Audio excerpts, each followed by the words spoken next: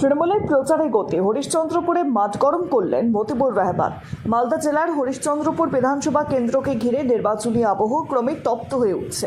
এরই মধ্যে তৃণমূল কংগ্রেসের পক্ষ থেকে গরিবের বন্ধু হিসেবে পরিচিত সমাজসেবক মতিবুর রহমানকে প্রার্থী ঘোষণা করেছেন দলনেত্রী মমতা বন্দ্যোপাধ্যায়।